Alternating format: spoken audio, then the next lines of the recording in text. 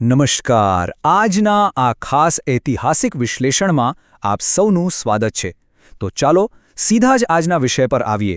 આજે આપણે એક અત્યંત રોમાંચક અને એકદમ દિવ્ય કહી શકાય તેવી સફર પર જવાના છીએ. આ સફર છે હનુમાનજીના મહાકાવ્ય સમાન જીવનના ઐતિહાસિક ઘટનાક્રમની.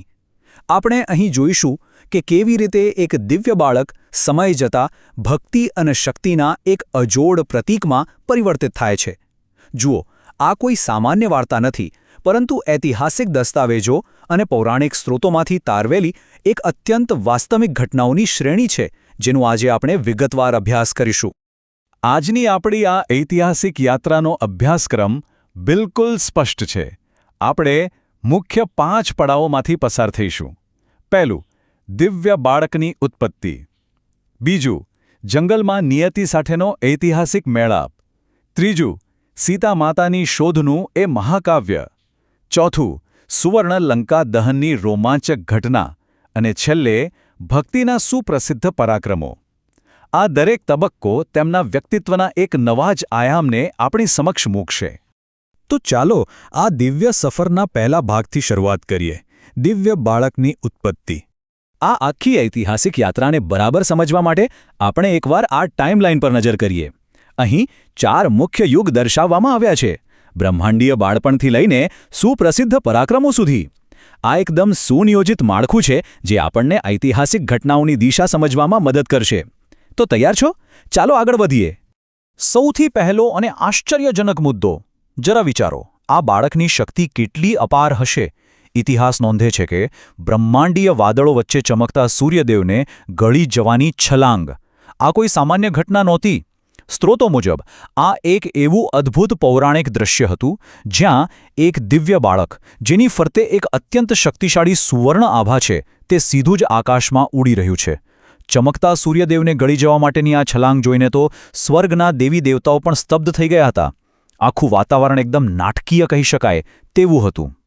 પણ હવે સવાલ એ થાય કે આ દિવ્ય છલાંગનું પરિણામ શું આવ્યું? અહીં ઇન્દ્રદેવ યુવાન હનુમાન પર પોતાના વજ્રનો પ્રહાર કરે છે. આકાશમાં ભયંકર વીજળીઓ કડાકા લેવા માંડે છે. અને સ્વાભાવિક છે કે આ પ્રહારને કારણે પવનના દેવ એટલે કે વાયુદેવનો ક્રોધ 7મા આસમાને પહોંચી જાય છે. ખરેખર આ એક બહુ જ ભાવનાત્મક પૌરાણિક દ્રશ્ય છે. મૂર્છિત પડેલા એ બાળકની આસપાસ બધા દેવો ભેગા થઈ જાય છે. જાણે આખી સૃષ્ટિ થોડીવાર માટે થંભી ગઈ હોય ને એવો અનુભવ થાય છે. આ એક ક્ષણ છે જ્યાં તેમની અપાર શક્તિઓની પહેલીવાર સાચી ઓળખ થાય છે. હવે આગળ વધીએ આપણા બીજા વિભાગ તરફ. જંગલમાં નિયતિ સાથે ભેટો. ઐતિહાસિક સંદર્ભોમાં નોંધાયેલું આ વર્ણન ખરેખર હૃદયને સ્પર્શી જાય તેવું છે. બ્રાહ્મણના વેશમાં એક તેજસ્વી આધ્યાત્મિક આભા. આ એ ઐતિહાસિક ક્ષણ છે જ્યારે હનુમાનજી બ્રાહ્મણનું રૂપ લઈને જંગલમાં ભગવાન રામ અને લક્ષ્મણને મળે છે. આ માત્ર કોઈ સામાન્ય મુલાકાત નહોતી, પણ કેવું દિવ્ય વાતાવરણ હતું જેણે તેમની પ્રચંડ શક્તિઓને એક સાચી દિશા અને એક મહાન હેતુ આપ્યો. આ તેજસ્વી આભા બતાવે છે કે તેમની ભક્તિ અંદરથી કેટલી શુદ્ધ અને શક્તિશાળી હતી. અને અહીંથી શરૂ થાય છે આપણો ત્રીજો અને અત્યંત મહત્વનો ભાગ, સીતા માતાની ઐતિહાસિક શોધ. આ વિશાળ ઐતિહાસિક મિશનને આપણે 3 મુખ્ય પગલાંમાં વહેંચી શકીએ. પહેલું પગલું, વિશાળ મહાસાગર પાર કરવો. સ્ત્રોતો આને કોઈ રોમાંચક મહાકાવ્યના દૃશ્યથી કમ નથી આંકતા. તોફાની વાદળો અને વિશાળ મોજાઓ વચ્ચેથી એ પ્રચંડ છલાંગ. બીજું પગલું છે રાક્ષસોના અત્યંત સુરક્ષિત ગઢમાં પ્રવેશ કરવો. અને ત્રીજું, સીધો જ રાક્ષસ રાજાનો સામનો કરવો. આ આખું મિશન તેમની ગજબની રણનીતિ અને અજોડ તાકાતનું સીધું પ્રમાણ છે. હવે આ આખા અભિયાનનું એક બહુ જ મહત્વનું કેન્દ્ર છે અશોક વાટિકા. ઐતિહાસિક વ્યાખ્યા પ્રમાણે જોઈએ તો આ કોઈ સામાન્ય બગીચો નહોતો. તે એક ચાંદની રાતવાળો અને અત્યંત આધ્યાત્મિક ઉર્જાથી ભરેલો વિસ્તાર હતો, જ્યાં સીતા માતાને બંદી બનાવીને રાખવામાં આવ્યા હતા. આ પૃષ્ઠભૂમિ સમજવી બહુ જ જરૂરી છે, કારણ કે આ એ જ સ્થળ છે જ્યાં સૌથી વધુ ભાવનાત્મક મુલાકાત થવાની હતી. અહીં હનુમાનજીના 2 એકદમ વિરોધાભાસી સ્વરૂપો સ્પષ્ટ રીતે જોવા મળે છે. જરા ડાબી બાજુ જુઓ. સુવર્ણ દિવ્ય પ્રકાશમાં એકદમ આધ્યાત્મિક વાતાવરણ વચ્ચે તેઓ સીતા માતાને કેટલી વિનમ્રતાથી મળી રહ્યા છે. અને હવે જમણી બાજુ નજર કરો. ચિત્ર બિલકુલ ઉલટું છે. સિંહાસન પર બેઠેલા ક્રોધિત રાવણની ભરી સભામાં હનુમાનજી પૂરા ગર્વ અને નિડરતાથી ઊભા છે. ત્યાં હાજર બધા રાક્ષસો આશ્ચર્યચકિત છે. આ ખરેખર શાનદાર રીતે દર્શાવે છે કે તેઓ ભક્તિમાં જેટલા નમ્ર હતા, દુશ્મન સામે એટલા જ નીડર. ચાલો હવે આપણે પહોંચ્યા છીએ ચોથા અને સૌથી વિનાશક વિભાગ પર, સુવર્ણલંકા દહન. આ ઘટનાની ભયાનકતા ખરેખર અકલ્પનીય છે. સુવર્ણલંકા પર અગ્નિ વરસાવતી એક વિશાળ શક્તિ, એક વિશાળકાય રૂપ ધારણ કરીને હનુમાનજી પોતાની જ્વલંત પૂંછડીથી આખા રાક્ષસગઢમાં આગ લગાવી દે છે. આ દ્રશ્ય એટલું વાસ્તવિક અને ભયાનક હશે કે રાતોરાત આખી સુવર્ણલંકાનું ચિત્ર જ સંપૂર્ણપણે બદલાઈ ગયું. ઇતિહાસના પાનાઓ પર નોંધાયેલી આ વિગતો બહુ જ નાટકીય છે. રાવણનો આખો મહેલ જ્વાળાઓમાં લપેટાઈ ચૂક્યો છે. રાતના અંધારા આકાશમાં ચારે બાજુ માત્ર કાળો ધુમાડો ફેલાયેલો છે. આ એક મહાકાવ્ય જેવું જ્વલંત યુદ્ધનું વાતાવરણ એ વાતની સાબિતી આપે છે કે જ્યારે ભક્તિ કે ભગવાનના સન્માન પર આંચ આવે ત્યારે શક્તિ કેવું વિનાશક સ્વરૂપ લઈ શકે છે.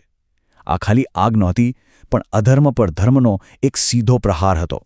અને હવે આજના અભ્યાસનો અંતિમ અને પાંચમો વિભાગ, ભક્તિના સુપ્રસિદ્ધ પરાક્રમો. જ્યારે યુદ્ધમાં ઘોર સંકટ આવ્યું ને, ત્યારે એક મોટો ચમત્કાર થયો, સંજીવની પર્વતની ઘટના. આ માત્ર થોડી જડીબુટ્ટીઓ લાવવાની વાત નહોતી.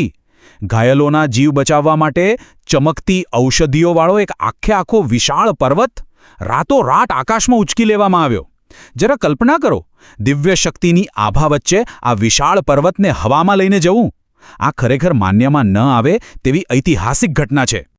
અહીં દેખાતો માત્ર આ એક અંક એ વાત પર ભાર મૂકે છે કે કોઈ એક વ્યક્તિની અજોડ ભક્તિ દ્વારા આખો એક પર્વત ખસેડી શકાય છે.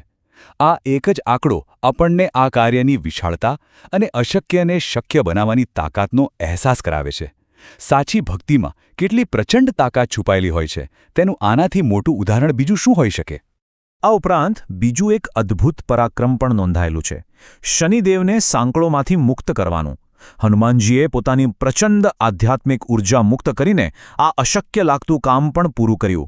આ ઘટનાએ એક અત્યંત નાટકીય પૌરાણિક વાતાવરણ ઊભું કર્યું. આ પરાક્રમ એ વાત સાબિત કરે છે કે આ તાકાત માત્ર શારીરિક ન હતી, પણ એક એવા ઉચ્ચ સ્તરની આધ્યાત્મિક ઉર્જા હતી જે ગમે તેવી મજબૂત સાંકળોને પણ તોડી શકે.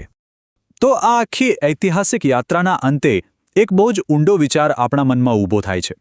એક નટખટ દિવ્ય બાળક જેણે બ્રહ્માંડીય વાદળો વચ્ચે સૂર્યને ગળી જવાની કોશિશ કરી હતી, તે ધીમે ધીમે કેવી રીતે એક એવી અજોડ શક્તિમાં પરિણમે છે જે ખુદ નિયતિની સાંકળો પણ તોડી શકે. શનિદેવને મુક્ત કરવા હોય કે પછી આખો સંજીવની પર્વત ઉપાડવો હોય, આ આખી સફર માત્ર શક્તિની નથી, પણ અતૂટ ભક્તિ અને સમર્પણની છે. આખો ઘટનાક્રમ આપણને એ વિચારવા મજબૂર કરે છે કે સાચા અર્થમાં ભક્તિ એ જ સૌથી મોટી શક્તિ છે. તો ઐતિહાસિક અને પૌરાણિક સ્રોતોના આજના આ રસપ્રદ વિશ્લેષણમાં જોડાવા બદલ આપ સૌનો ખૂબ ખૂબ આભાર. અહીં આપણું આજનું આ સત્ર સમાપ્ત